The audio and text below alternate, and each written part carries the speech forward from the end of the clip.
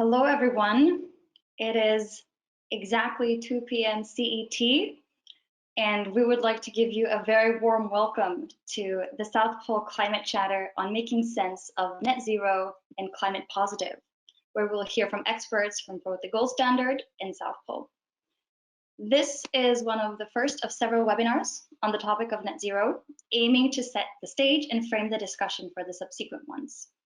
We hope you all come out of this particular session with an understanding of how approaches to net zero have and will continue to evolve, and how you can take part in this conversation. This is a tall task to accomplish in just over an hour, but we'll do our best. Net zero is one of the hottest topics in the climate action space, so we'd like to make this session as interactive as possible. As attendees, you'll see that you're all on mute to make sure we can hear our speakers. But if you do have a comment or question, please make sure to use the question function in your control panel. For any technical difficulties you may have or general questions, please contact us directly. And for any questions related to the presentations, we will have a dedicated Q&A at the end of this webinar. We'd also like to thank everyone for submitting your questions ahead of the session, and we'll do our best to answer them during the presentations. Last but not least, as you can all see, we are broadcasting from our homes, so please bear with us in case there are any technical hiccups or if there's an occasional cat that crosses the screen. My name is Nadia, and I help champion global communications and stakeholder engagement at South Pole. I'm very pleased to be joined today by my colleagues and our partners, Marentina Laina, Senior Consultant for Corporate Climate Risk and Opportunities, Patrick Berge, Co-founder and Director, Funds and Platforms, and Owen Hewlett, Chief Technical Officer at the Gold Standard. We'll open today with a short scene setter, after which Marentina will provide a brief perspective on the key challenges that companies are facing with regards to net zero, climate positivity, and climate neutrality. Patrick will continue by exploring the different components of credible net zero claims. Owen Hewlett will give an overview of an initiative underway with the science-based targets to define net zero, the credible claims needs to meet it, and further actions and claims to be made along the journey to net zero. For those of you who don't know South Pole yet, we are a leading project developer and a globally recognized advisor on climate action. We've been in the business of fighting climate change and developing results-based climate solutions since our founding in 2006. Today, we have our boots on the ground in 18 global offices, and our team of 300 experts is working side by side with companies, investors, and the public sector to help them create value on their climate journey. We've been doing this successfully for nearly 15 years now. Our solutions have helped reduce millions of tons of CO2, safeguard precious ecosystems, and improve the living and working conditions for countless people around the world. We know that what we do today will impact what tomorrow looks like. Net zero has increasingly become synonymous with our best hope to tackle the worst impacts of climate change and to put us on track for a world with healthy people and prosperous economies. There is a great deal at stake for everyone, which also explains why net zero has become so popular amongst different actors wanting to take action on climate change. So how did we get here? Following the publication of the IPCC special report in 2018, there has been an outpouring of interest and commitments by national governments, cities, companies, and investors on achieving net zero to limit global warming to 1.5 degrees and to drive global emissions to net zero by 2050. All of this is happening in parallel with existing and revised pledges towards climate neutrality, as well as new claims evolving around the concept of climate positivity. Now, much of the debate around net zero currently comes from the lack of a framework that defines what it is to actually be net zero or climate positive. And contributing in a constructive manner to this important debate is a shared ambition of both Gold Standard and South Pole. Companies should also make their voice heard. By doing so, you can help develop and validate credible net zero claims that are based on science, widely accepted by civil society, and of course practical enough to be implemented. With this, I would like to give the floor to Marentina to share the latest insights on the questions companies are asking when pursuing sustainability milestones and claims such as net zero, climate positive, and climate neutral. Over to you, Marentina. Great. Thank you so much, Nadia, for this great introduction. Hello, everyone. I am Argentina Laina, and as Nadia mentioned before, I'm a senior consultant working for South Pole's climate strategies team, normally based in London.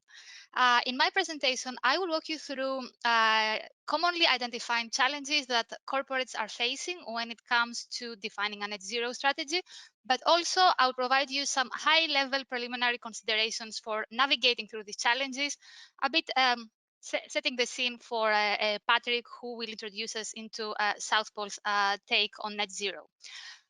So if we were to put together a frequently asked questions sheet on issues that companies are struggling with, we believe that it would definitely be around the four axes. Uh, an area over which we receive very often questions is about the wide variety when discussing net zero in terms of targets, but also time frames. What we have seen in practice is that a lot of companies use the terms climate positive, negative, carbon neutral, or net zero interchangeably and consistently, and in many cases without a clear methodological transparency. At the same time, we also see that companies that set this kind of targets, either of them, they use a time frame of 2030, 2040, or 2050. And again, that also has to do with the fact that a number of frameworks by different organizations and institutions are out there defining net zero. An additional area around which there is a lot of confusion is about the boundaries and the scope of activities that need to be part of such a target. A lot of companies wonder whether a net zero strategy needs to be based solely on operational emissions, so-called scope 1 and scope 2, as per the greenhouse gas accounting protocol. Should they also include value chain emissions, so scope 3 emissions, or in many cases also go beyond that, so also a look at emissions beyond the value chain and also avoided emissions as well. Another topic where there is a lot of confusion about is about, and it's quite technical, is what kind of impacts need to be part of such a target. We have seen right now that a lot of companies have been setting a strategy focusing on all greenhouse gas emissions, but many companies also rely on tackling CO2 emissions solely. So there is also a bit of lack of consistency and clarity around the climate impacts that need to be addressed. And last but not least, an area where there's a lot of debate right now is about the suite of instruments and tools that can be used for meeting such a strategy. A lot of actors and companies say that it is more about decarbonization and emission reductions, and then there is a key question around compensation, climate carbon credits, but also avoided emissions. So here we also provide a quote by the International Energy Agency in one of their recent publications, because we do believe that this quote brings all these different topics together quite nicely, in the sense that in any case none of these should be an excuse for delayed actions. Different carbon removal technologies and also different instruments need to all work together and not at the expense of each other, and all of them need to compose a comprehensive response to probably the biggest challenge that we are facing, climate change. So if we move to our next slide, please. And here, if we looked a bit at facts, and this is actually information derived from CDP reports over the course of 4 years, covering the period from 2013 to 2017.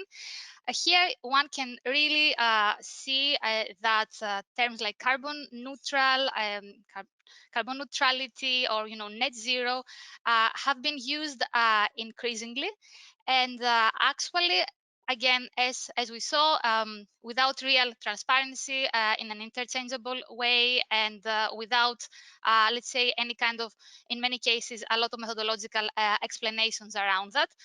So it is really about how do we make sure that when using a term, also there is the associated methodological transparency about what it means to an organization, and also the strategy for meeting it. And if we go to the next slide, we will actually talk about some more concrete examples. And here we actually see companies that many of them are pioneers in sustainability leaders, as we say. Many of them already have set and work towards meeting science-based targets. And in many cases, they have a very good CDP score, actually, which actually they come from they represent different sectors and different geographies. And as you see, all these companies set different targets right now. So for example, we have Nestle looking at a net zero strategy, or DHL climate neutrality, and then Unilever and IKEA climate positivity or carbon negativity.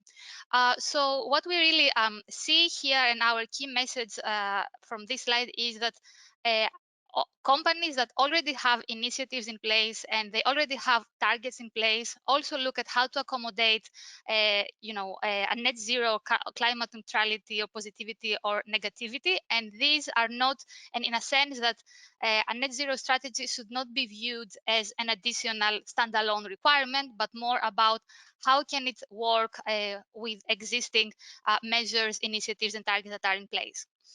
So if we move to the next slide, please.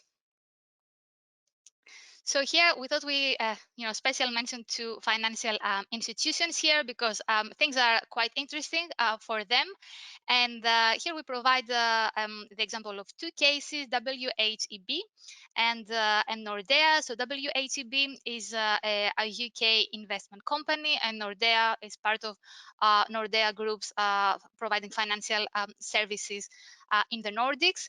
So what we found particularly interesting for the case of WHEB is the fact that they have made the pledge to be a net zero carbon business by 2025, and they actually look at meeting this commitment not only through reductions but also compensation, and also engaging with investors. So when we talk about emission reductions, they are actually looking at addressing their scope 1, scope 2, and also operational scope 3 emissions. And at the same time, they are also compensating. They have committed to compensating for unavoidable emissions. And an important aspect that is quite financial sector specific is the fact that by 2030, they have also committed to engage with their investors in order so that they also reach a net zero target. Um, and that is something that is also further highlighted by the case of Nordea. So Nordea has committed to having net zero investment portfolios by 2050, and this is part of a UN initiative. So and we also really need to highlight here the fact that there is so many different initiatives there for net zero strategies for different sectors as well, that different companies and institutions sign up for is another dimension that is part of this of this debate. But actually what Nordea has committed to do is meet their target for a net zero investment portfolio in a transparent way, and also through setting intermediate targets in order to be able to measure progress. So this is just an overview of a panorama of challenges and questions and different approaches that companies have been facing in their net zero journey. And at this point, if we move to the next slide, please. We would actually we would like to hear from you. If we are to launch our poll at this moment. So yeah, at this point, we would actually like to also understand from your side, what is it that you find most challenging when it comes to defining a net zero strategy? And here we have some key questions. Is it about the definition? Is it about which of the pledges one should pick, or is it about ambition, and what scopes of emissions and activities the target should cover, or is it about which mitigation approach, what are the different tools that you should actually include in your strategy? Or finally, is it about how would a net zero target work with existing targets you have, for example, RE100 or science-based targets? Yeah, here you see basically our poll and the different options that are available. So again, maybe we'll wait for just a few seconds for you to choose, but basically we're very keen to hear from you, because we know that a net zero strategy, there's a lot of different questions. So here our options are, when setting a net zero strategy for your organization, what do you find most challenging? Is it the issue of definition? So which one of the different claims one should pick? Is it the issue of ambition? So what kind of activities and scopes one should cover? Is it about the mitigation approach? So what kind of instruments one needs to include, decarbonization, compensation, avoidance, all of them together? Or finally, is it about is a challenge about the interplay of such a target with existing targets such as SBT or other targets that you may have? If we move on to the next one, please.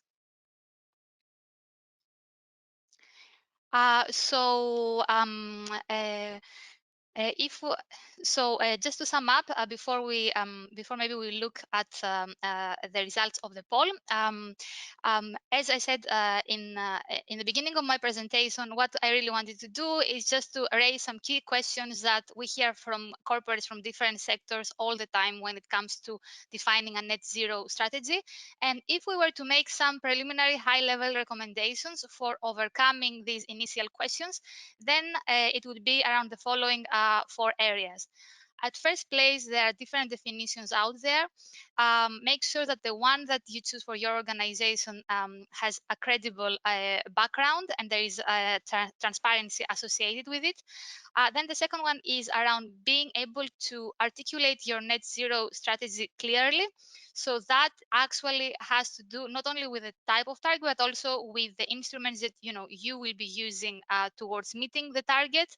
And then organically, we come to the next one, which is about choosing robust instruments. So obviously, there is a number of different options that, as we said before, should used in the context of a net zero strategy, from decarbonization to compensation, avoidance.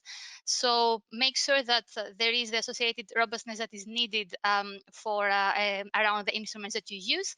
And then last but definitely not least, the basis of a net zero strategy is about decarbonization and emission reductions. So no matter what, that is where you should really get started from and identify your hotspots and areas that you need to prioritize for addressing your carbon footprint. So that would be all from my side. And before I hand over to Patrick, actually it's interesting to see that the biggest challenge that you have been facing in defining a net zero strategy is around, the mitigation approach, what instruments and how to use them. And actually, this is a very nice bridge to Patrick's presentation and what he's going to present to you in a minute. Thank you very much. Thank you, Mariantina. So what we're hearing is that net zero strategy is not meant to be viewed as an additional requirement. Instead, it should enable companies to accommodate existing efforts and initiatives, but also to reflect upon the ambition of targets and instruments. Next, I'm very pleased to welcome on stage Patrick, who will explore the different components of a credible net zero claim in more detail. Thanks, Nadia. So over the next 15 minutes, I'll lead you through South Pole's take on net zero. But before I do that, please keep in mind that these inputs are meant as our opinion on best practices, acknowledging that we don't have all the answers yet, and that some points still require discussion and consensus building across practitioners and civil society organizations. In this sense, this webinar is meant to contribute to the discussion, and the more feedback we get from you, the better. And please keep your comments and questions following through the chat box here on GoToMeeting. And feel free to send us further inputs via email after the webinar. So as mentioned by Nadia at the very beginning, net zero emerged as the best term to describe our hopes to avert the worst consequences of climate change. For this reason, it is fair to say that the stakes are very high when it comes to net zero. We have to get this journey towards net zero right. That's very important, not only for us, but also for future generations. So for that reason, I think we feel that it is imperative to get alignment on definitions and credible approaches towards net zero to avoid confusion and drive climate action. In order to set the right incentives for climate leadership, we have to avoid a mix of very ambitious and very lax climate strategies under the exact same claim. So if a very ambitious company and a very non-ambitious company could claim this exact same thing, that they are net zero, we would have a problem. But before we get to the bottom of what net zero means for business, let's go back to science for a moment and acknowledge that our climate journey does not stop at net zero. If you look at this graph, you see that every single IPCC scenario from the 1.5 degree report goes into negative territory after reaching net zero. Therefore, net zero is only an interim target for 2050. And keep in mind that 2050 was picked as the net zero milestone because it represents the middle ground in terms of net zero deadlines across the different scenarios by IPCC. And the broad variety of IPCC scenarios represented in this figure, you can see this by the different lines shown on the graph, also tells us how difficult it is to convert science into very simple black and white recommendations on how to achieve net zero. If we try to quantify the amount of carbon removals or negative emissions that would be required according to the IPCC, for example, so just look at how the curves diverge below zero here on this graph, you will see that depending on the scenario we pick, IPCC tells us we need between 5 and 20 gigatons of removals by 2050. And this is obviously a massive range that we're looking at. And so this is just one example of the challenges related to the translation of science and corporate climate leadership.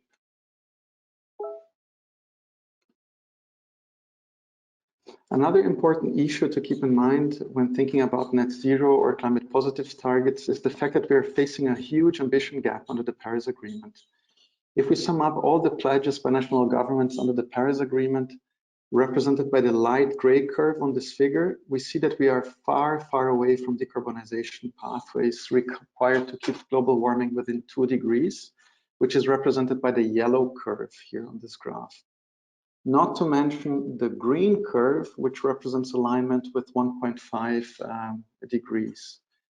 So this means that those businesses, investors, cities, or national governments that are really concerned and committed about climate change would have to compensate for the lack of ambition of others.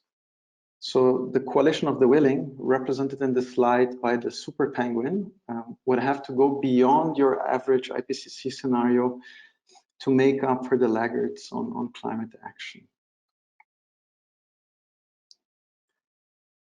Given the range of options and the complexity of the science behind the concept of net zero, I don't think that anybody will ever be in a position to be very normative or prescriptive about the nitty-gritty details of a net zero strategy. Nevertheless, we did come up with 5 commandments or principles that we feel very strongly about at South Pole. The first commandment represents a commitment to derive net zero targets and strategies based on science. The second one represents a commitment to transparency and a level of ambition that is at least compatible with the IPCC 1.5 degree scenarios. The third one is simply a realization that companies have limited resources and that we will have to be mindful and creative about resource efficiency when defining net zero strategies. And by resources, we mean costs, know-how, capabilities, and other relevant aspects. Number 4 underscores the need for collaborative approaches to achieve net zero. we will require collective action across supply chains, things like public-private partnerships, and a good interface with policymaking to reach net zero. And last but not least, the fifth principle represents our strong belief that climate change can only be addressed hand in hand with sustainable development and the broader SDG agenda, so the Sustainable Development Goals agenda. This belief is rooted in the fact that the biggest growth in emissions going forward is expected to come from emerging and developing countries. Just think about the expected population growth in Africa, which is expected to double or triple in this century, or the ongoing economic growth across Asia, which is way faster than in places like Europe at the moment. Hence, this is where we see the biggest potential to avoid emissions and also the biggest need for climate finance. So that's why I think we care that so much about situation in emerging and developing economies. On this slide, we reveal like the main ingredients of our net zero cooking recipe. So it's actually quite simple. It's just 3 main ingredients.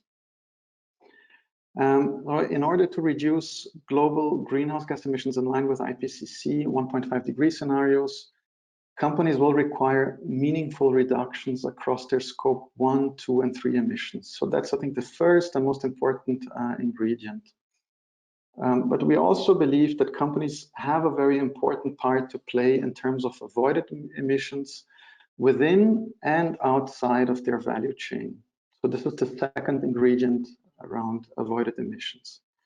And last but not least, the IPCC is very clear about the need to increase global CO2 sinks or negative emissions in order to balance residual emissions and achieve net zero.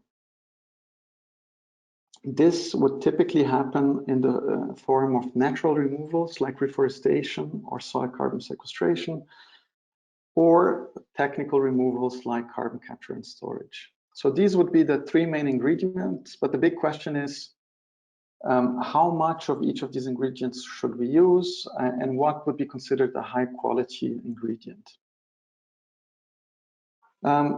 And in order to make this a bit more tangible, we'll try to visualize these 3 ingredients here on this slide.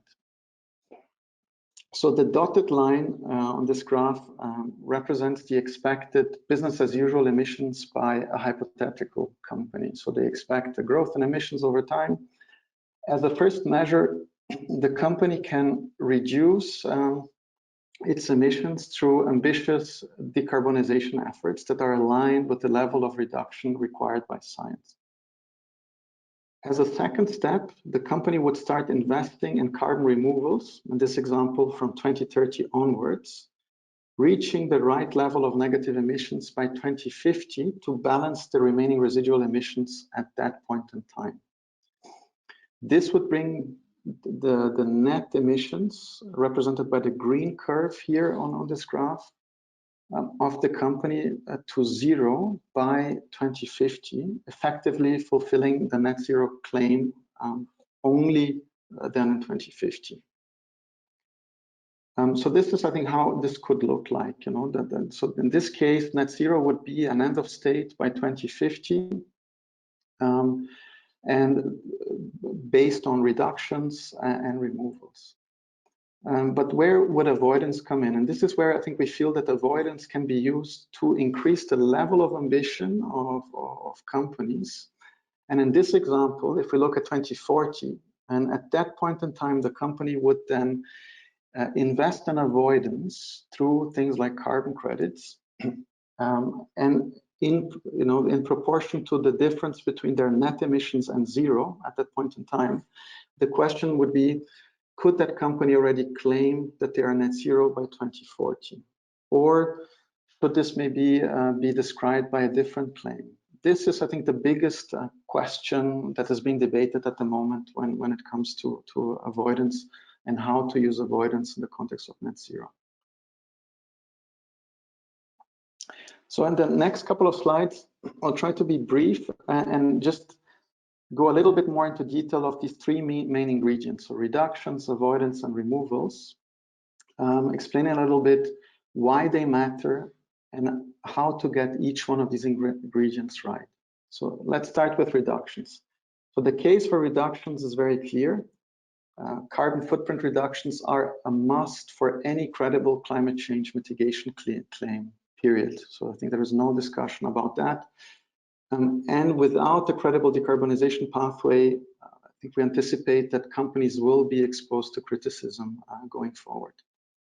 It's also important to keep in mind that reductions can be seen as an important tool to future-proof your business against increasing carbon prices through things like emission trading schemes or carbon taxes or other types of regulations to curb emissions. So it's you can also see that almost like as an insurance policy going forward. Therefore, prioritization of reductions and looking at avoidance and removals as a second step is clearly the way to go. But how do we get reductions right? So we would recommend to calculate the carbon footprint across all scopes, 1, 2, and 3, as I think highlighted by Mariantina. We would also recommend to cover all main greenhouse gases and not only CO2. When calculating your footprint, you should always use established standards like the GHG Protocol or the ISO standard. We also recommend companies to disclose their footprint. And then once the footprint is done and disclosed and you move towards setting reduction targets, you should do that based on the logic of the Science-Based Target Initiative. And that would mean covering 95% of Scope 1 and 2 emissions and at least 2/3 of your Scope 3 emissions if Scope 3 is very relevant. You should always complement the long-term net zero target, which is typically around 2050, with short-term actionable targets. So ideally, things like annual or 5-year targets. And I think very important, you should have to follow through on your reduction commitments and assess your performance periodically against these targets. On the right side of the slide, you see a range of different tools and platforms that exist and can help you to get reductions right. Then the case of avoidance, and this is probably the biggest debate at the moment. We feel very strongly that avoidance has a big role to play because it transfers finance to the place that needs it most. It helps to contribute to sustainable development in emerging and developing countries, avoiding a lock-in effect in these countries, making sure that they get investments and are not locked in bad infrastructure, for example, that would just make their emissions increase even more in the future. And it helps us to avoid emissions where we expect the growth in emissions to be the highest going forward. Another, I think, important argument for avoidance is the fact that it helps us reduce the overall cost of the low carbon transition. So market-based instruments like carbon credits, for example, can be a very efficient tool to allocate money to the most efficient, cost-efficient mitigation projects in the short term. And we also see avoidance as the easiest way in the short term to over-contribute, which is required as long as the global ambition gap remains, that I explained before. And to give you one example why we feel so strongly about the case of avoidance, just think of deforestation. So if we would focus only on removals, that could effectively mean that we would be losing many of our forests and biodiversity while trying to plant as many trees as we can. But we believe that we have to make an effort to protect the forests that still exist today, because the biodiversity and the co-benefits that come with that are basically irreplaceable. So that's just an example on how avoidance and removals are, I think, at least equally important, or in the case of deforestation, avoidance, in my opinion, would be even more important than removals. And just very briefly, how to get avoidance right. I think we should leverage high quality carbon credits as a climate action tool whenever we can. Ideally, the amount of carbon credits or avoidance that companies support should be based on their annual footprint minus their engagement on removals, or more than that. I think we also will need a couple of tweaks around communication of carbon credits, moving a little bit away from the offsetting and climate neutrality communication we had in the past towards a contribution to global climate action. And I think companies should always report on avoided emissions separately. One thing that I just want to mention here very briefly without going into too much detail is the fact that there are many new concepts and interesting approaches emerging around non-market-based approaches to help us with avoidance.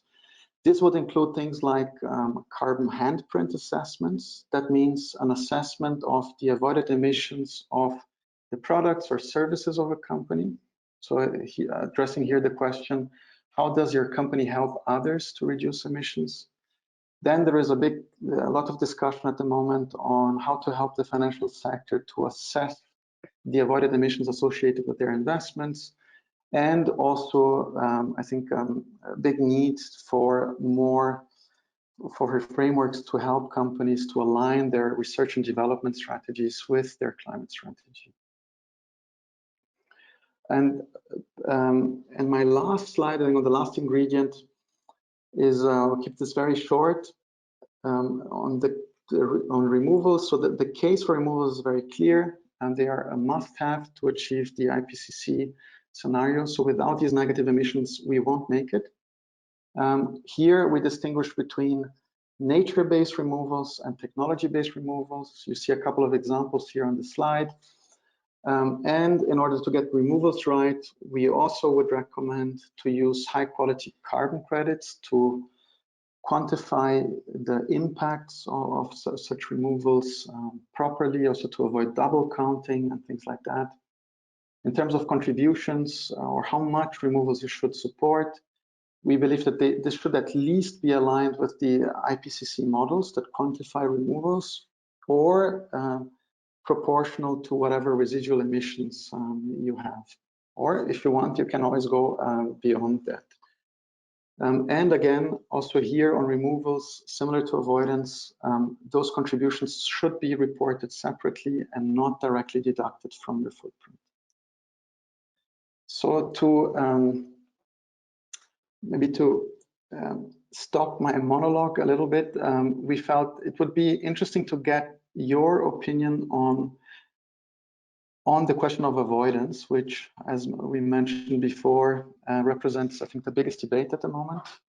So we would like to hear from you how you see avoidance backed by high quality carbon credits in the context of net zero. Do you think that avoidance should be an eligible instrument to achieve net zero? Or do you think it should be rather used as an add-on to close the ambition gap, but not necessarily as an instrument that is, fully eligible to achieve net zero? Or do you think that net zero claims should be achieved only with reductions and removals? Or I think the fourth one is I think basically the same. Should we avoid the use of avoidance altogether, including also these non-market-based approaches to avoidance? So here, I think we'll give you a couple of minutes to answer. And here we already have the results. So I think most of you said that it should be used as an add-on to close the ambition gap, with many also saying it should be an eligible instrument.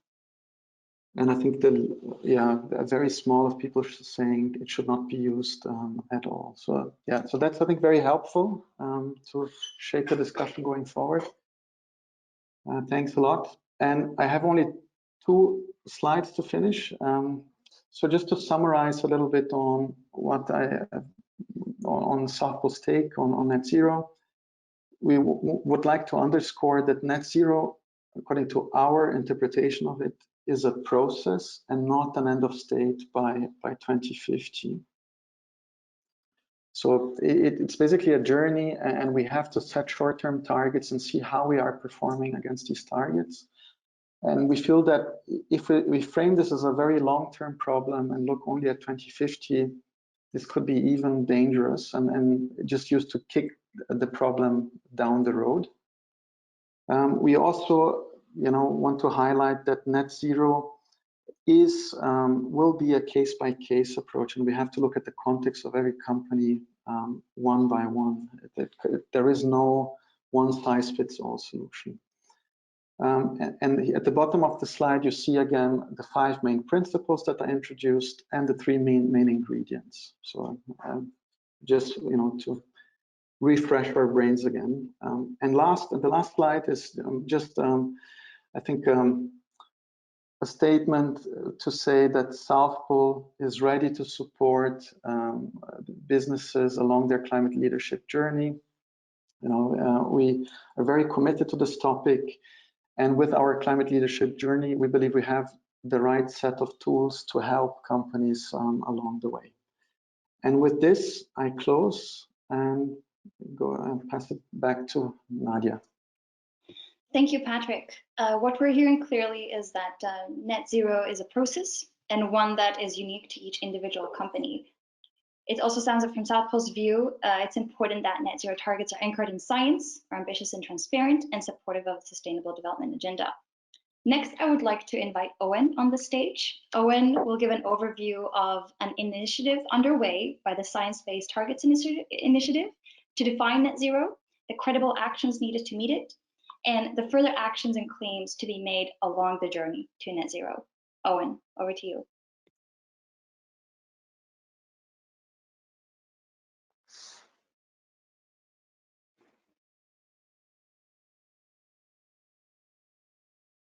Thanks, Nadia. Yes. I think you got a mute clash there. Thanks for doing that. So hi, everyone. Thanks, first of all, to South Pole for sharing the stage with us today. I'm hoping to build a bit on the really good breakdown and advice there from Patrick, and to give a bit of an insight into how civil society is thinking about these challenges and how we can collectively bring them all together. And I also want to share some more specific work that helps to illustrate some of those things in a more direct way. So slide there, please, Nadia, if you could. So if you don't know Gold Standard, I'm sure you do. If you're associated in some way with South Pole, then I'm sure you must have come across Gold Standard. But just in case, we're a Swiss-based NGO founded just over 15 years ago by WWF and other civil society actors. We've been known primarily during that era as a carbon credit issuer, a high quality carbon credit issuer, and you can see some of our results there at the bottom of the screen, which we're extremely proud of. Slide there, please, Nadia. We last year, you may have seen via our newsletters and other announcements that we created or spun off an organization to run our certification operations called SustainCert. If you haven't seen, then do go and check it out. And we also became an associate member of ISEAL, the ISEAL Alliance, which is a members body for high quality sustainability standards. So we joined peers like FSC and Fairtrade and MSC, Rainforest Alliance. And we also took that opportunity because this is something of a watershed moment over the last couple of years and into the next to think about the way a lot of these levers and mechanisms work, and including ourselves as Gold Standard in that. So we took the opportunity to take a quick look at our strategy and the areas in which we want to operate and where we can add value. And it focuses around these 3 pillars. So environmental markets, including carbon markets, climate and development finance, thinking there more along the lines of country NDCs and Article 9, and corporate sustainability, which Patrick's given a great rundown of the key themes there. But I think where this gets interesting and is illustrative of where civil society's head is at is the nexus or the overlaps between the various frameworks and stakeholders within that. So if you think of something like the Science-Based Targets Initiative, then a really interesting area and a tricky technical challenge is that the types of activities that will take place in company supply chains, think agriculture, think farmers, is an overlap with carbon markets. As the interest in soil organic carbon grows in carbon markets, we will see the types of activities begin to overlap. And that's no bad thing. That suggests that there's enough action that the mechanisms are starting to meet each other. I mean, there's hope to be driven out of that, but it's also a technical challenge because we don't want people compensating with something that's already in a science-based target. Slide there, please. I liked a lot what the guys were saying about the need to build in sustainable development goal contributions from your activities. I won't add too much to that. It's really very much in our soul here at Gold Standard to demand better of environmental integrity and sustainable development integrity, which to us means strong safeguards, inclusivity, and a focus on the SDGs. I think there's two other key reasons. So I agree with what Patrick was saying about the growth into developing economies, but as an individual company level, I think a strong SD approach mitigates your risk. So more and more your name will be attached to the actions you're taking or the things that you're buying. If you follow good practice in this regard, then your risk will come down. There really is no downside to engaging stakeholders in that sense. Crowd in views, and obviously you have shared responsibility. But the opposite is also true. If you do a good job in sustainable development, in our experience, it optimizes climate benefits. So this is not silos, even though the kind of Paris Agreement kind of makes us think that sometimes these two things are the same coin. So slide there, please. So Patrick again did a great job outlining the science. I think what I wanted to share in addition to that really was, I mentioned earlier that I see this and we see this as a watershed era. Primarily that's because of the clarity of the science. So the North Star, I think, is the 1.5 degree warming scenario balanced with sinks progressing to decarbonisation by the end of the century. That science, as much as that challenges us and can be slightly daunting, it's a gift in terms of establishing credible mechanisms, because it really gives us clarity on what we need to achieve. Or maybe to put it another way, under the Kyoto era, were the targets of Annex B countries any good? And the answer is a lot of them would have just been arbitrary, whatever you can achieve. This can't be an arbitrary challenge. We have to know where we're heading to be able to achieve it. So the science is our North Star, and then our reference frameworks really are the Paris Agreement for countries to achieve that, and science-based targets for companies. With that in mind, the questions we need to ask ourselves constantly is this mechanism, or is this company, is this product, is it in line with the science of climate change, or is it really just doing less bad than before, or doing less bad than average? Slide there, please, Nadia, and we'll try and frame that more positively. So the Science-Based Targets Initiative, I'm sure many of you are aware of that. It's become the biggest show in town in terms of setting credible corporate targets. I think they're up to 830 or so pledges, of which 300 plus now include value chain.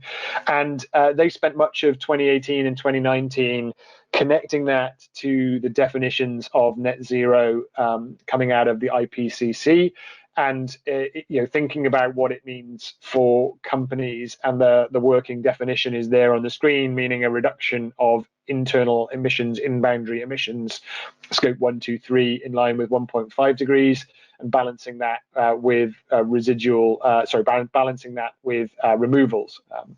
Now, that's great. I think that's helpful as a start to the discussion, and applaud all efforts at science-based targets. We very much support our partners there. What I would say, and I think Patrick again did a nice job of outlining this, is that is kind of a sun around which several planets evolve. revolve, in the sense that it is the core of any strategy. Reduce, period, as Patrick said, is the core of any strategy. But what it doesn't do is make sense of a lot of the other levers for change that a company might have available to it. For example, offsetting, for example, avoided emissions for products, for example, land use change in setting. How do we think about those things in and around this core pathway? So slide there, please, Nadia. And so that's where we come in. We have a kind of climate positive as a working title for a concept that we're developing with colleagues at various organizations, including the Science Based Targets and with South Pole, that is trying to target two key things. So one is that we need to make sense of all of these mechanisms and the claims associated with them and how they fit into the company journey. So what can you say and do at various stages of that journey? And it's complicated, right? It's not just as simple as saying the previous slide's definition. I take another example. If you're an airline with a science-based target and you also have your CORSIA regulated commitment, how do those two things fit together? Do you treat CORSIA as an offset? Do you treat it as something else because it's a regulated scheme? So helping make sense of that kind of nuance, both of those levers for change are important. We have to use them.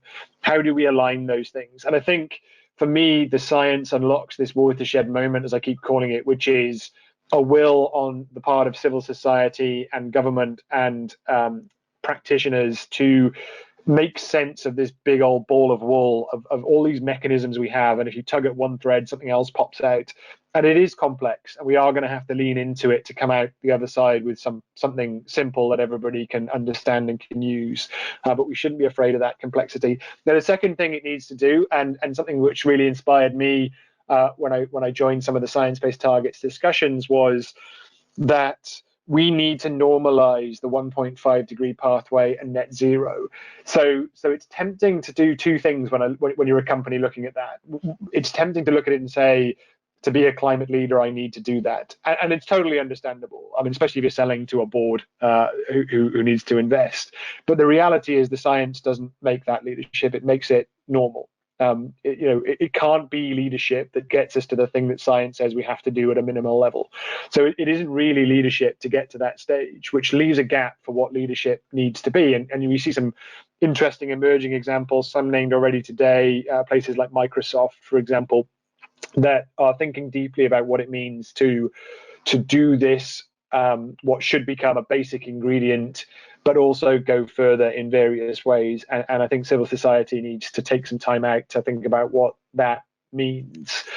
So I think that to me was, in a strange sort of way, normalizing net zero becomes quite an inspiring position to take, especially if it's coupled with explanations that help us deal with the complexity and new definitions of climate leadership. So really what we're trying to do in this program is, just at a fundamental level, map out, make sense of the company journey and all the mechanisms and where they fit, so that there's not this guesswork on all of your behalves. Which are the right ingredients, how much and what quality, I think is a good way of framing that. That's what we need to make sense of, and we need to make sense of it wherever you are on that journey, and what happens when you have exceptions, etc., etc. And then also help to normalize net zero as what everybody needs to do, and create new forms of inspiring leadership. So that's really, I think, our conceptual view, but I would say it echoes what I've heard around civil society, and we're in a good place to help bring that along. So slide there, please, Nadia.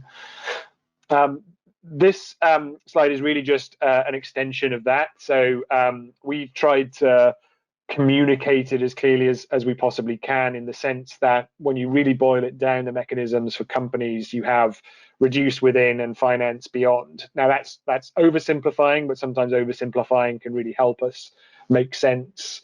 So reduce within being scope 1, 2, 3, and a question on removals in boundary and what we can do with those. And then finance beyond is things like market mechanisms, like carbon credits or carbon removals. And we're in the fortunate position at Gold Standard to sit on the GHG Protocol's advisory group for their new removals work, which I think will unlock a lot of these questions, how we think about the unit and what it should be used for. is reflective of the overall question that we need to make sure we think about all of these things in the right way before we start picking answers for them.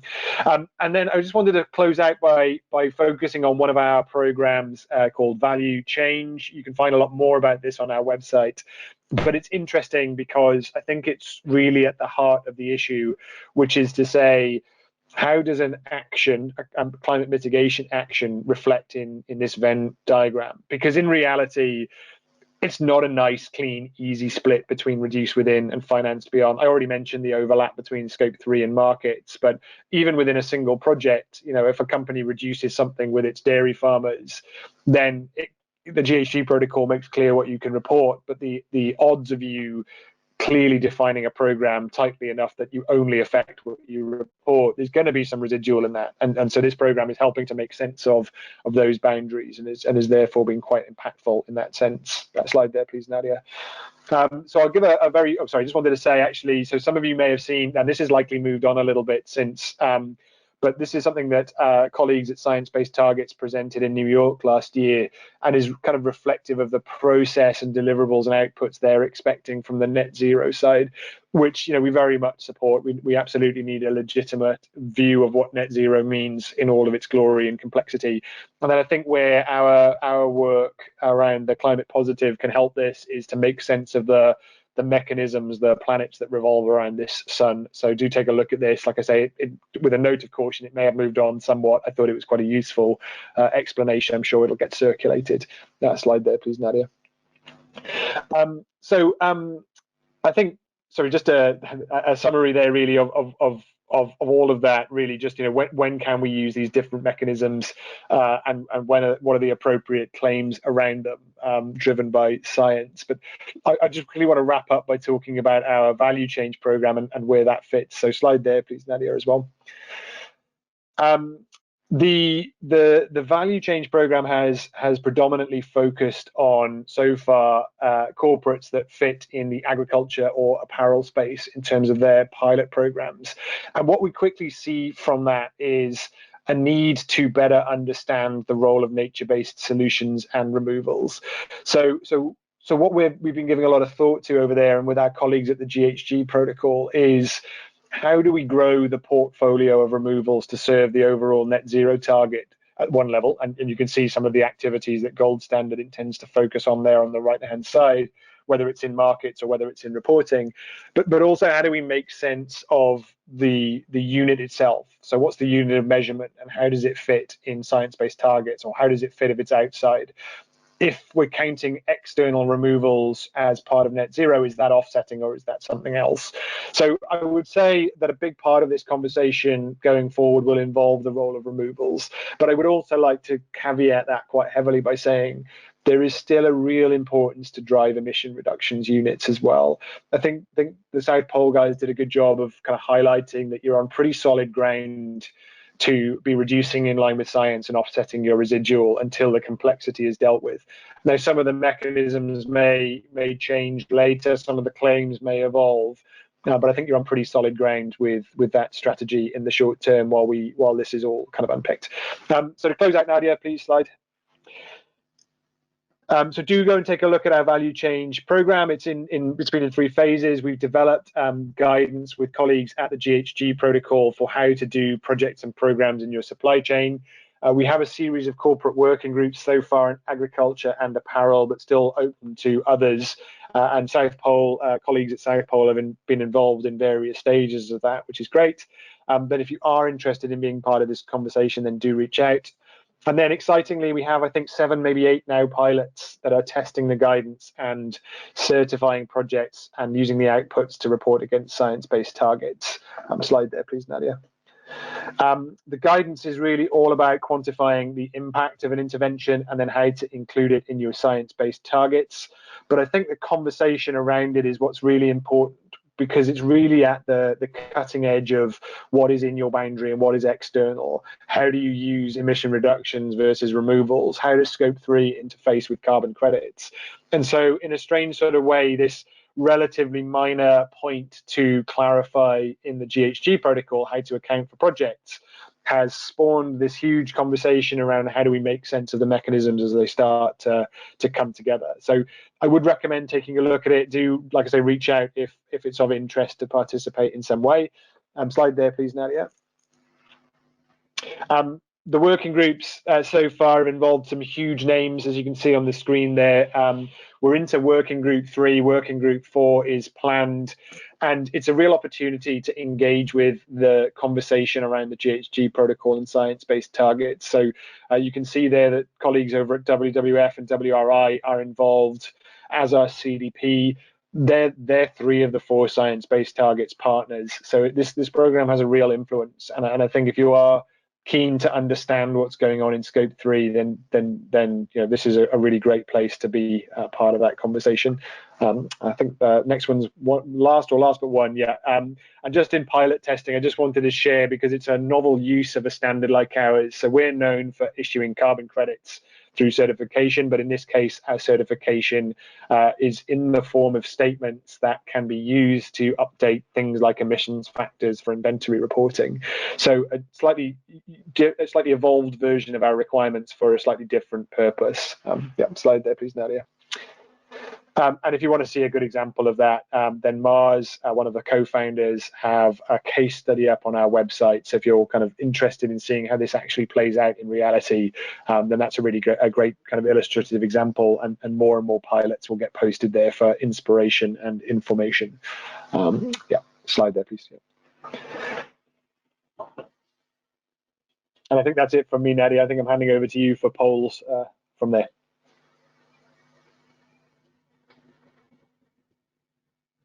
Wonderful, thank you, Owen. If I could ask our team to just launch the poll, so we would obviously like to hear from you. What claim do you feel is most clear and compelling for your stakeholders? A carbon neutral claim, a climate neutral claim, a net zero claim, or a climate positive claim? And we'll give that a minute for everyone to answer. Right, you can see the results here on the screen. That's a very interesting result. If we kick off to the next slides, net zero, I think from Owen's presentation, it sounds very clear that the end game is clear. Decarbonization, in line with what science says, is urgently needed to limit warming to 1.5 degrees by mid-century, all while, of course, taking accountability for remaining climate impact along that journey. We also heard that further definition of the various levers and claims, as Owen mentioned, are still being discussed among civil society, and updates to these will be shared in due course. So thank you, Owen. We now have some time for Q&A, where we will also be joined by Sarah Lugers, Director of Communications for Gold Standard. I will start with one of the most frequently asked questions we received ahead of this webinar to warm up our speakers and to allow everyone a few minutes to digest the presentations. I'll then take some of the questions our team has been facilitating via chats. So to kick off, how can the use of a net zero claim or net zero motivate climate action within a company, especially if there has been no prior organized plans on sustainability? And I would like to invite our friends at Gold Standard to kick off with the answer. Thanks, Nadia. This is Sarah Luger stepping in for Owen Hewlett since he was overbooked. Apologies for this, but could you repeat the question? Of course. How can the use of net zero motivate climate action within a company, especially if there have been no prior organized plans on sustainability? So how can net zero motivate climate action? Yeah, I mean, I think Owen captured this quite well. I think the answer is that you're really looking at it's the minimum bar now. It's really it's the baseline for responsible business. And as we know very well, stakeholder pressure is growing, both on the kind of consumer side, let's say, and also increasingly from investors. And so being in line with what science tells us is needed, I think, is really the starting point to start building that case. Wonderful, thank you. Is there anything that you, Patrick, would like to add to this? Yeah, I think I think in addition to the things that Sarah said that I will definitely support, I think what I mentioned in my presentation also that stringent reduction targets or an adherence to net zero principles also helps companies to future-proof their business. Because if we look at the Paris Agreement, even though there is this ambition gap that they explained, it's likely that countries will step up over time and they will start to enforce the Paris Agreement targets through regulation and things like carbon pricing schemes, carbon taxes, and so on. So I think the earlier a company starts to engage on net zero, the less risky their pathway will be in the future. So that you can frame it from that perspective, also a risk mitigation perspective, and on top of being, I think, also an opportunity. Wonderful, thank you. We're now taking some questions that have been sourced via chats. So what standards are emerging and which ones should we follow? Will these at some point be made mandatory? And with that, Sarah, would you be okay to start? Yes, of course. I mean, I think we've seen some initiatives that have kind of arisen to fill a void. That's clear. That I mean, you outlined very well the challenges companies are facing. So I think you've seen some consultancies start to put forward their recommendations, and I think you guys have done a good job on putting, sharing your perspective in this conversation. I think the gold standard, if I may, the benchmark will emerge from this collaboration with the Science Based Targets initiative. The objective there is to drive consensus across civil society to provide those answers that have been lacking and to give that clarity both on what ambition should be and what instruments are credible for meeting it. So I think we have I think the themes are clear. As we've talked about today, but in terms of an actual standard, I think we'll see that coming in the coming months. Wonderful, thank you. Patrick, is there anything you would like to add to that? Yeah, I can start and then I can pass on to Mariantina on things for the financial sector, especially TCFD, because she, I think, has been working on such topics. But let's say, talking about now the things outside the financial sector and whether this could be they could become mandatory in the future. So here, I think I already mentioned before, the Paris Agreement and the implementation of Paris Agreement goals through binational governments will imply also compliance schemes and regulation. And we all know that I think under the Paris Agreement, there is a clear commitment to also to the IPCC or to keeping global warming to 1.5 or 2 degrees maximum. So from that perspective, yes, one can expect that there will be compliance schemes and regulation in the future. But this will be a very fragmented space. It will boil down to national governments to formulate these things. And I think our focus here on this webinar is typically on things that would go beyond regulation. For example, in Europe, for those sectors that are not covered by the emission trading scheme, but still want to engage and be committed, this is, I think, where the frameworks we are talking about, and also the one mentioned by Sarah, being developed by the Science Based Targets Initiative along with Gold Standard. This is where I think that will help, but that will target more, I think, voluntary action separate from compliance schemes. Mariantina, do you want to say a few words about the financial sector? Sure.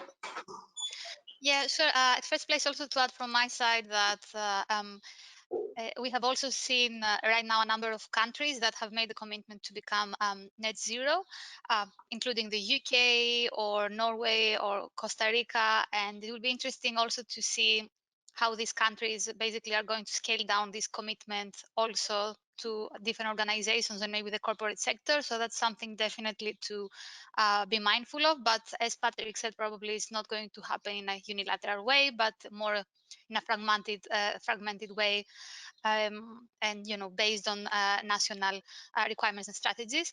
At the same time, regarding TCFD and the disclosure, it is definitely, yes, a focus on the financial sector, but at the same time on all sectors, that companies from all sectors that are looking at aligning with the TCFD recommendations. And as we have seen so far, as we know, there is a pillar within the TCFD recommendations that looks at targets and metrics. And at the same time, we also know that in the European Union, the Non-Financial Reporting Directive is already rapidly incorporating parts of the TCFD recommendations and turning them into mandatory obligations for different member states.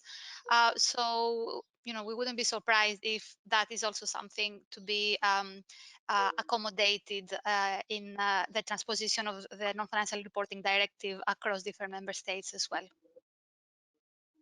Wonderful. A lot of information on that from all, but fear not, for those who are listening, we will send over the recording so you can listen to all these responses again.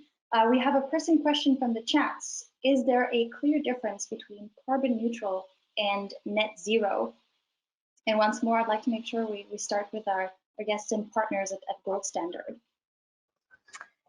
Yeah, that's the $1 million question that needs to be really that needs to be meted out in these discussions.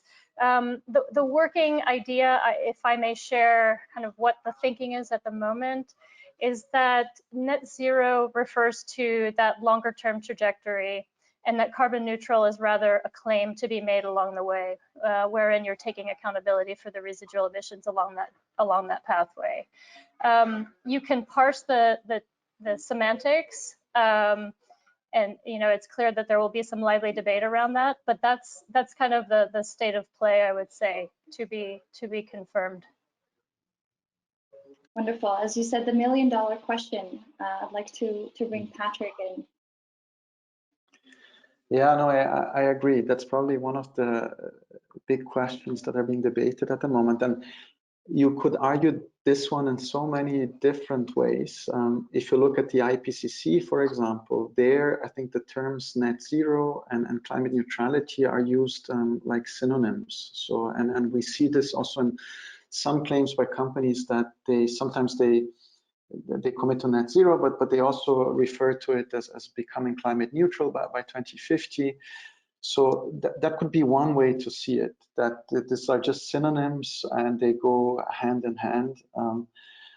But the problem is, and this is where I think that the confusion comes, I think many people refer to carbon neutrality as the typical way that we approached climate leadership or stewardship in the past. So, and I think that the guidance or the main principles in the past were assess your footprint, reduce, and offset.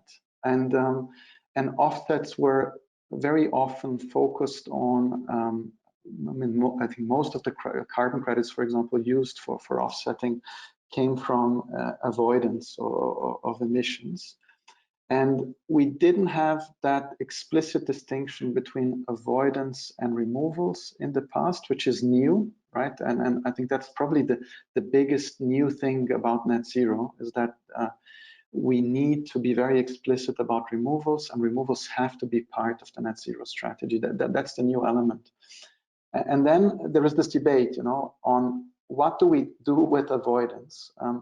Is this still an integral part of the net zero journey, or is this something that should be used on top?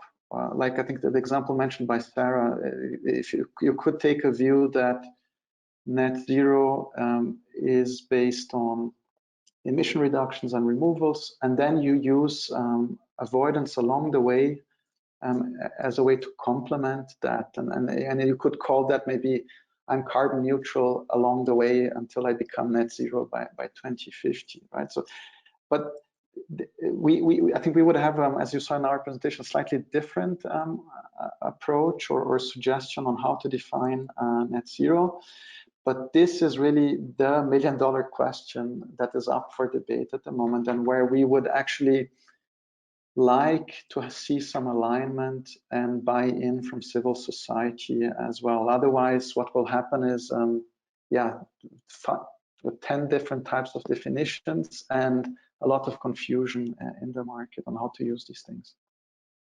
And if I may just build on that, you know, we're entering a more complex environment as well, where market-based instruments are certainly, you know, one lever or one tool to use. But it's clear that we also are looking at new ways of enabling collective action. And sometimes that's not so black and white or cut and dry in terms of unitizing it down to the ton. So there's going to be some need for accommodating how to recognize, quantify, and make claims around some of those types of initiatives, which will be really interesting and has a lot of potential for scale as well. Thank you. There is actually a very specific question when you speak of different levers. Sarah directed the gold standard. How might gold standards certification of SDG impacts play into the framework for net zero? Well, I mean, I'll give you the gold standard view, which is that, you know, as Owen mentioned, climate and development go hand in hand. So everything that the gold standard is going to certify must follow safeguards to mitigate any negative impact, must be inclusive of local stakeholders, and deliver verified benefit to those stakeholders and local ecosystems. So in our view, these should always be considered together, and should be development should be prioritized right alongside the climate impact. Now, whether that is a requirement at the, you know, at some emerging framework for net zero, we would lobby for that and support it, and I think it certainly would reflect best practice. So we'd like to see that happen, and anything that gold standard certified would certainly incorporate those dimensions. Thank you. Patrick, you've unmuted yourself. Did you have further thoughts? No, not on this one. Maybe Mariantina, anything from your side on this one? No, thank you. Wonderful. Well, continuing, conscious of the time, we do still have a moment for 2 more questions. Again, staying on the different ingredients and levers, we've had quite a few questions here around the role of carbon offsetting, especially forestry, so forest protection and restoration, as well as forest planting in the net zero discussion. And perhaps Patrick, would you like to start off with this one? Yeah, I think, and here I go back to my example around deforestation. So as I mentioned before, the new ingredient that we were not very explicit about, but we need to be explicit in net zero strategies, is removals.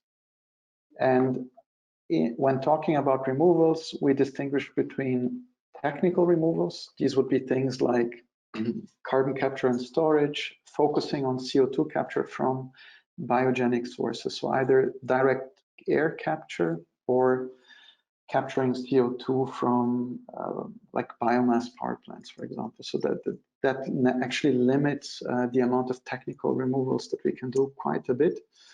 And then on the nature-based removals, I see 2 main project types. There is reforestation and soil carbon sequestration.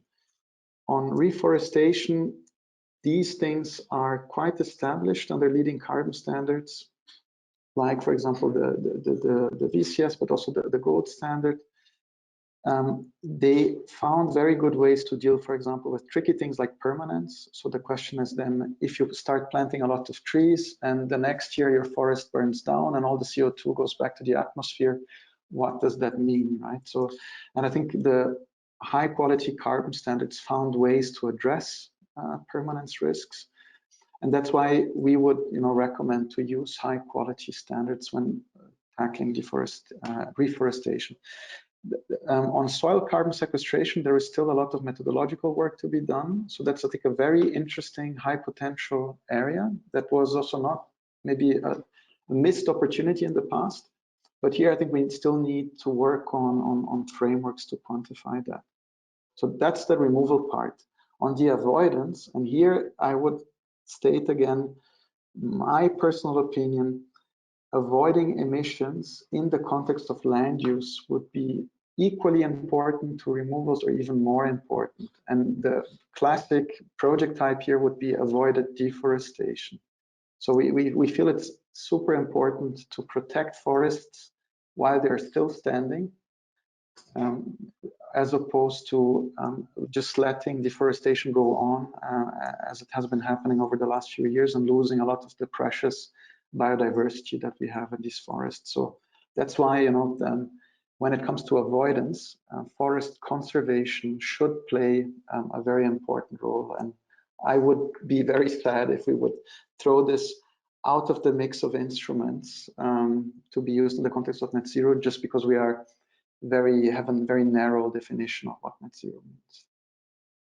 Thank you. As mentioned, this is a important conversation to be had, and I'd like to make sure that we have Sarah also weigh in on this. Sarah, would you like me to repeat the question, or? I mean, the question is really about the role of offsetting and how nature-based solutions, forestry projects fit in, right? To net zero, correct. Yeah. Well, I think I totally agree with Patrick in principle. I think it's obviously of the utmost importance that we protect standing forests, so avoiding deforestation is critical.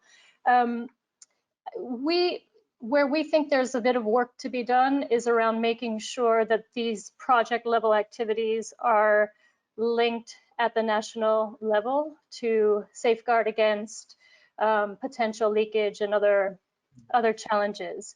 So I think there's some emerging work around these efforts, but still some to be done. And it's the reason that Gold Standard today has not yet issued carbon credits for REDD projects. But we do believe very firmly that there's a desperate need for finance to avoid deforestation for all the reasons that Patrick has mentioned. And indeed, I think one of the, as the role of removals is emerging, there's more methodological work to be done. We'll be looking at further kind of mangrove interventions, also potentially algae and some more innovative types of approaches.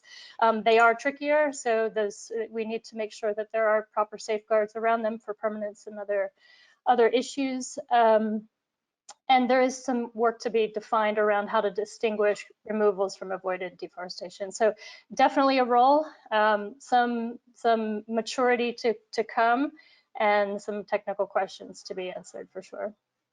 Maybe one last note is I think some innovation needs to happen here around, particularly with removals on the financing for these instruments, because currently, I mean, as we know, carbon markets work off of results-based finance on verified impacts, while there are long time frames required for sequestration in woody biomass or other ways. So I think we need to think hard about how we can motivate, incentivize some of this upfront financing to make sure that these projects can come online and be there in the long term. Wonderful. There's actually one last question from the chat, specifically on finance. So that was a great bridge there, Sarah. The question reads as follows: what would be the best practice in financing the net zero transitions? What are some of the key factors to consider in order to do this well? And it seems to me that this question is asked mainly on a more global scale to finance the net zero transition. Patrick, would you like to start?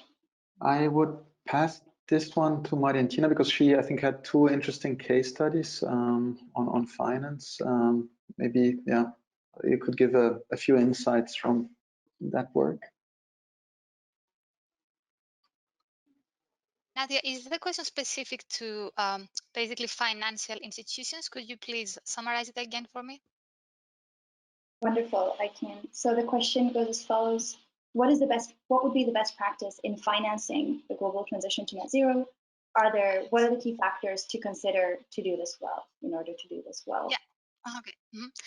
I guess that, well, the one part of it would be around climate finance, and I suppose this is, the discussion around credits and removals that we have been having so far. But from my side, and also focusing on financial institutions and action there, since it can also be interpreted that way, what we have seen right now, and is quite interesting, and not only in the context of a net zero strategy, but also in the context of science-based targets for financial institutions, even though we understand that still the methodology is under formulation.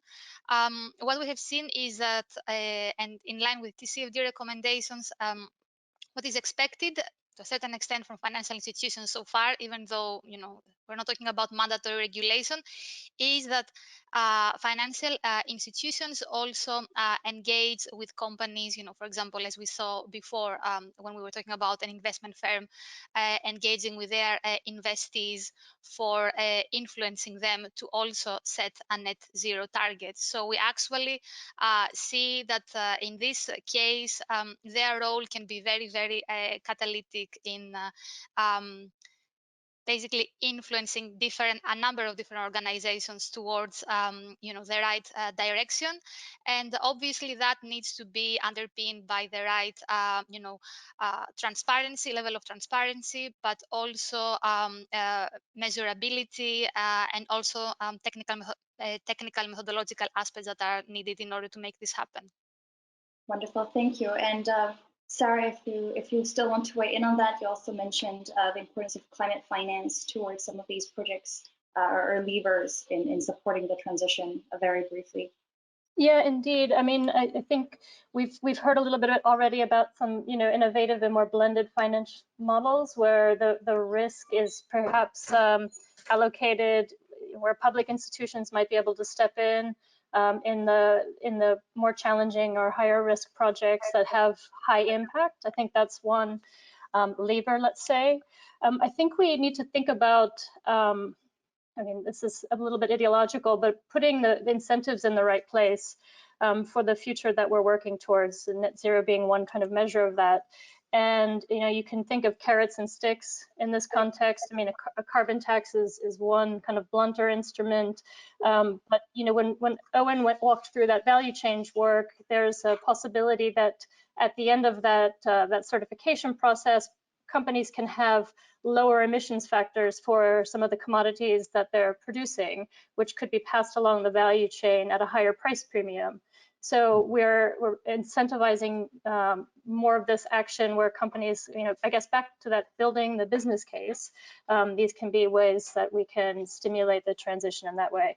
And I think the last thing Tina had mentioned was that to make sure that we take the good lessons from that carbon markets have given us about verifying impact and making sure that we're not just throwing money at problems, but we're really looking at what the outcomes are and making sure that that's verified, so we actually know what progress we're making.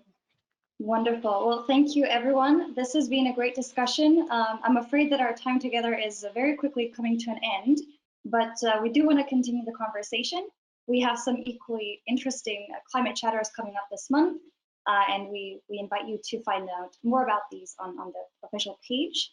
Last but not least, we also invite you to get in touch with our teams and keep your eyes peeled for the webinar wrap-up that includes the full recording. And finally, I'd like to give a big thank you to our expert speakers for their time and insights today, and all of you who joined and share your thoughts on this incredibly important topic on net zero. Wishing you all a very nice morning or afternoon, depending on where you're based, and we hope to see you again very soon.